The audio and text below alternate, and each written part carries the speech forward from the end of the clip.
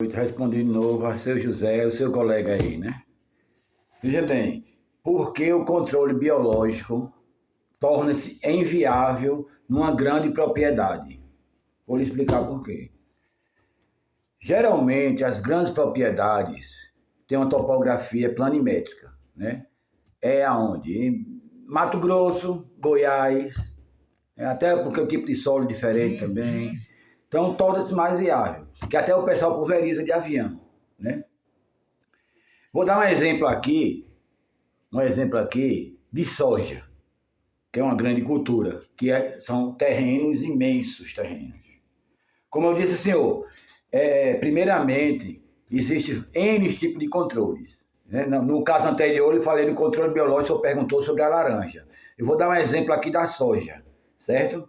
Um exemplo de soja, que é uma cultura grande, né? Ninguém planta 2 hectares de soja.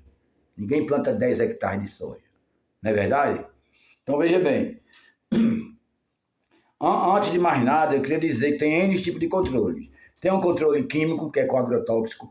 Tem um controle biológico, que é com fungo, bactéria e vírus. Tem um controle cultural, certo? Tem um controle mecânico.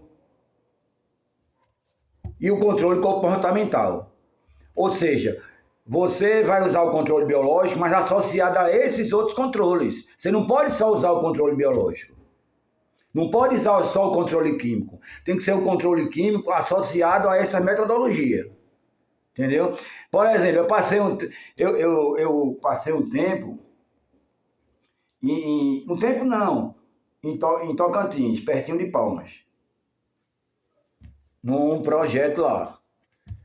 Só que botaram um técnico lá, ganhando 2 salários mínimos e caí fora. Eu tava fazendo uma consultoria para ver se ficava na empresa. Pronto, foi isso. Só que isso aí ia demorar um pouco tempo. Por quê? Porque foi uma inoculação de risóbio, uma bactéria chamada risóbio, que ela atua simbioticamente. Em vez de você colocar uma adubação, por exemplo, nitrogênio, fósforo, potássio, certo? A própria bactéria que você inocula na semente, ela já tem um nitrogênio. Então, já vai economizar com nitrogênio. Bota só o fósforo e potássio. Mas, para ter um resultado aí, a gente faz em parcelas, de hectare por hectare. Então, falando no controle biológico, deixando o controle químico de lado, torna-se inviável fazer um controle biológico na soja. É inviável economicamente. Entendeu? Você vai pulverizar, você vai botar armadilhas em soja. Centenas de hectares, milhares de hectares. Você vai fazer um controle mecânico, milhares de hectares. É mais viável, torna-se mais viável até economicamente você fazer um controle químico, que você pulveriza ali com um avião, independentemente do caso. Entendeu? Então, não é que não possa fazer. Dependendo da praga, se for primária, se for secundária, se for praga quarentenária, que essa quarentenária que arrebenta com tudo.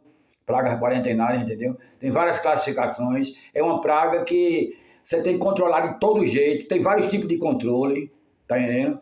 Até erradicação também, dependendo do caso, que cada caso é um caso.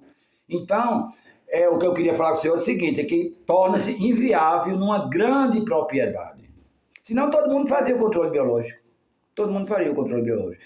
E Petrolina tem controle biológico. Mas por que tem Petrolina controle biológico? Porque são muitas propriedades. Tem propriedade grande? Tem. Tem propriedades grandíssimas, com 200, 300 hectares, mas tem propriedades pequenas também.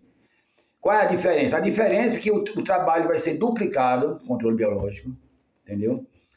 Vai gastar muito tempo, não torna-se viável economicamente, que é muito grande, Por exemplo, você vai usar um controle biológico com insetos predadores, um exemplo. Certo? Você faz uma criação massal no laboratório desses insetos, certo? Um inseto predador, certo? E libera ele no campo.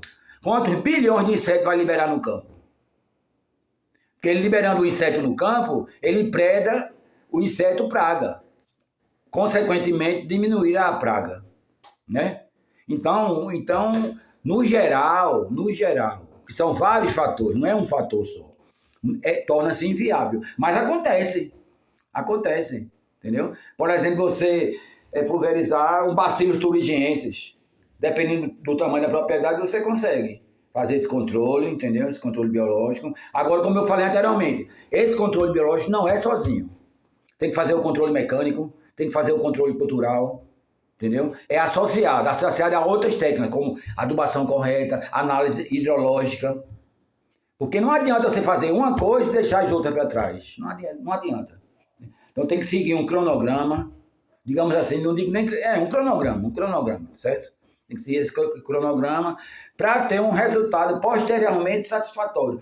E até porque um controle biológico na soja ia demorar uns 6 meses. 6 meses? Como? Não tem como. Tem como tem. Se você quiser fazer, você faz. Agora vai demorar 3 meses. A inoculação que eu fiz lá da bactéria Rhizol para aumentar a produção agrícola aumentou 32%. Parcelado no hectare por hectare. Demorou 6 meses para ver o resultado. Porque demora. Vem para o laboratório, ele faz o plantio, entendeu? Então, na minha concepção, torna-se viável. Agora, depende do tamanho da propriedade. Aqui no Nordeste é propriedade pequena. Tem na Bahia, ainda tem propriedade grande. Petrolina e na Bahia. Né? Ainda tem propriedade. Mas, fora esses 2 estados, é muito difícil. Tem em Alagoas aqui, tem a cana-de-açúcar e tal, que é a topografia planimétrica, tudinho. Ainda pode fazer o controle biológico de avião usando metarrizo. Mas, fora isso aí, eu acredito que seja inviável economicamente. E a agricultura é o seguinte, você quer colher mais e plantar mais, né? Cada dia mais tecnologia. Na minha época não tinha drone, ó. Hoje em dia já tem um drone para facilitar o mapeamento geográfico, né? Então o agrônomo hoje, que ele não sabe usar um drone, está fora do mercado.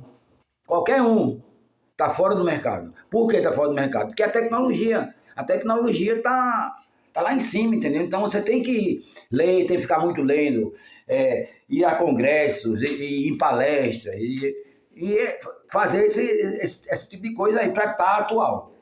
Se o cara não for atual, ele não tem emprego em canto nenhum. A verdade é essa. Em canto nenhum ele arruma emprego. Tem que estar atualizado, lendo livro, lendo pesquisa científica da Embrapa, principalmente da Embrapa, que é o Instituto de Pesquisa Federal do Brasil, né?